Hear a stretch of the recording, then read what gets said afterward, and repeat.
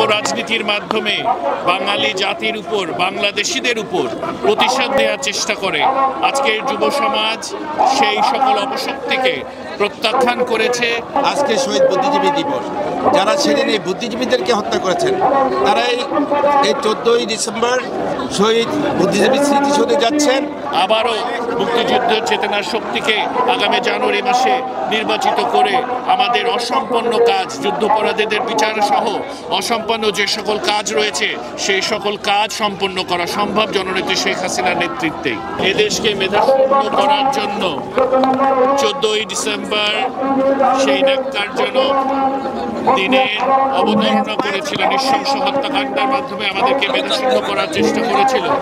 সেই অপশক্তিদের সাথে যারা রাজনীতি করে, যারা তাদেরকে শরিক করে অপরাজনীতির মাধ্যমে বাঙালি জাতির উপর, বাংলাদেশিদের উপর প্রতিশোধ নেওয়ার চেষ্টা করে।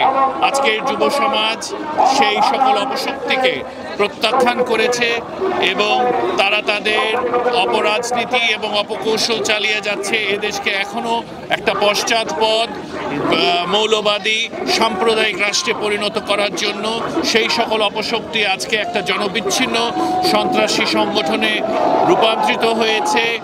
আর আমরা মনে করি, যুব সমাজ ভাবে এবং আশা করে যে আপনারা জানেন যে দীর্ঘকাল এদেশ স্বৈরশাসক দ্বারা পরিচালিত হয়েছে এবং মিলিটারি ডিক্টেটরদের দ্বারা পরিচালিত হয়েছে।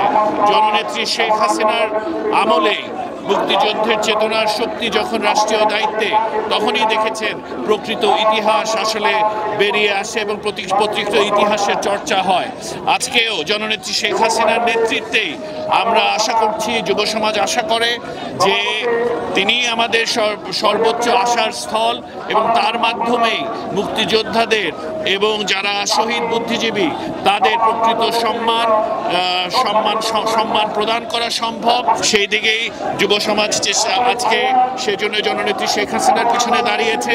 আবারও মুক্তিযুদ্ধের চেতনার শক্তিকে আগামী জানুয়ারি মাসে নির্বাচিত করে আমাদের অসম্পন্ন কাজ, যুদ্ধাপরাধীদের বিচার সহ অসম্পন্ন যে সকল কাজ রয়েছে সেই সকল কাজ সম্পন্ন করা সম্ভব জননেত্রী শেখ হাসিনার নেতৃত্বেই। বর্তমান প্রজন্ম আজকে সোশ্যাল মিডিয়ার মাধ্যমে, আপনাদের মাধ্যমে সঠিক ইতিহাস জানতে পারছেন এবং সেই ঘৃণিত শত্রু যারা 71-এ আমাদের মা বোনকে যারা ইজ্জত নিয়েছেন, যারা আমার 30 লক্ষ ভাইকে হত্যা করেছেন, দেশবর্ণ বুদ্ধিজীবীদেরকে হত্যা করেছেন, দেশ থেকে নেতৃত্ব শূন্য করার জন্য তাদের বিরুদ্ধে রুখে দাঁড়াচ্ছেন। একই সাথে আপনাদের মাধ্যমে আমরা দেশবাসীকে জানাতে চাই, আজকে শহীদ বুদ্ধিজীবী দিবস, যারা সেদিন এই বুদ্ধিজীবীদেরকে হত্যা করেছেন তারাই এই 14ই ডিসেম্বর শহীদ বুদ্ধিজীবী স্মৃতিসৌধে যাচ্ছেন।